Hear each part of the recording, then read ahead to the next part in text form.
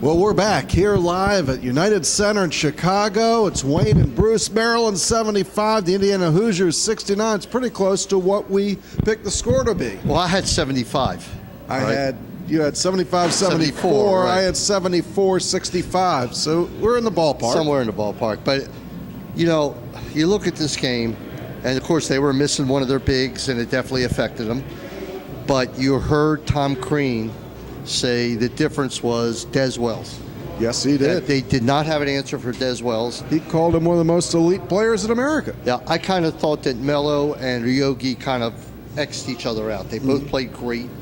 Do you give Melo the nod because they won? Maybe. But, I mean, they both played great. You can't take anything away from either one.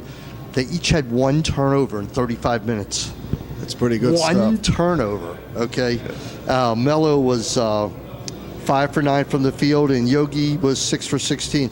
I asked Crean about what happened in the second half, because the first half was really explosive. It was 42-40 Terps. Right, and then it kind of like the game like went away. Right. It kind of like became possession by possession. He said they did it on purpose.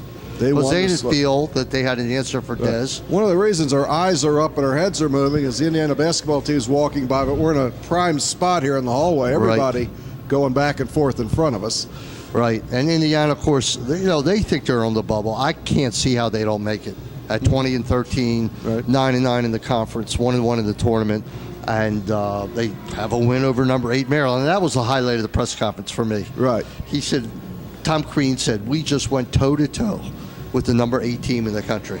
And if that doesn't make our heads swell, nothing does. Makes me smile. It's the first win ever in the Big Ten tournament for Maryland. A nice 1-0. We should stop now. It doesn't happen like that. No. Right now, you might be able to hear the echoes behind us. It's Michigan State, Ohio State. What's the score out there? It's 16-10 with about 11 minutes to go in the first half. You excited about tomorrow? Oh, I can't wait. I can't wait. It's I don't care who we play. It doesn't matter to me, you know. Of course, I was talking with Dane Fife beforehand. Dane Fife, an assistant coach at now Michigan at Michigan State. He played for Indiana in the championship against Maryland. It was kind of old home week for him. And he asked me what I thought of this tournament and everything. So my response was, I said, are you kidding me? He said, don't you miss Duke Burrow? No, I do not. But they're nice fans. It was a good game. It reminded me of an ACC kind of game because it was up and down. There's a lot of for a while. It turned into a Big Ten game at the end. But your traditional wrestling match right to the buzzer. Now the team is now 15-4 in conference. It's getting crazy. Yeah. Is it 26-5 or 27-5? It's 27-5. Oh my! Pinch me. I'd rather not. Maybe later. I must be dreaming. All right. We're actually, it's pretty good. I'd like to get a shot at Ohio State tomorrow, but it really doesn't matter because we're still playing. It was worth the trip to Chicago. Yeah, it doesn't matter who we play tomorrow. I mean, either game's going to be tough. It's going to be nose-to-nose, brutal. All right. Well, I think there's a little edge we might have in that they're playing later. Not much. But this game won't be over to what?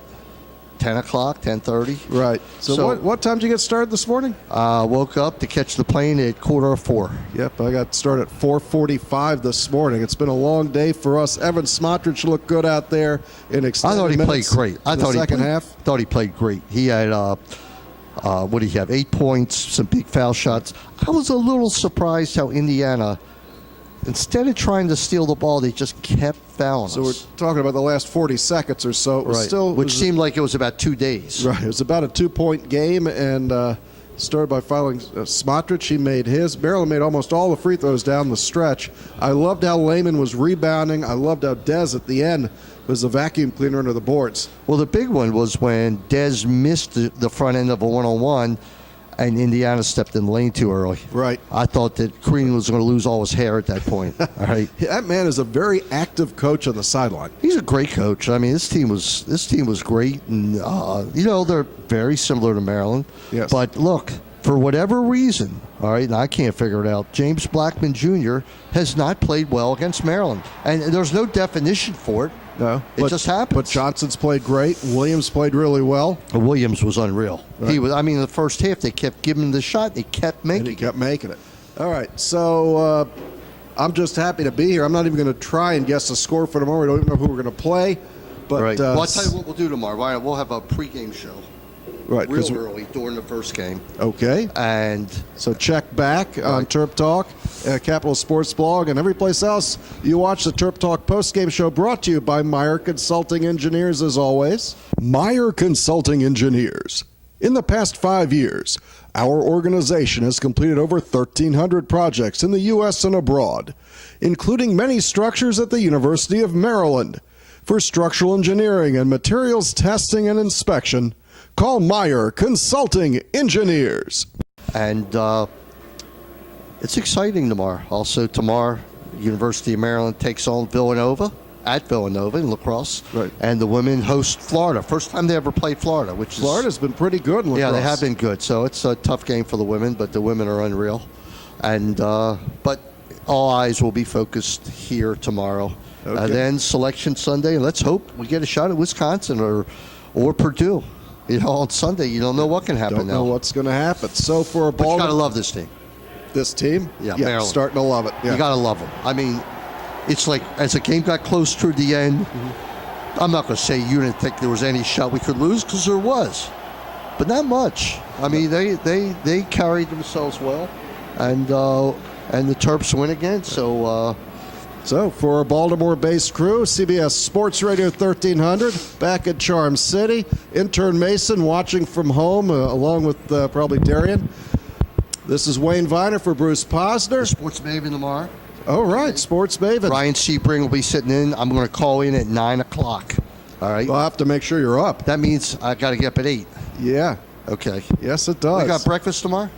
Another $25 breakfast. Why Your not? choice. Why not? Okay, so Bruce, as always, say goodnight. Good night. Good night, Wayne. Good night, Bruce. All right. Good night, everybody. Great Maryland win. We hit Terminus!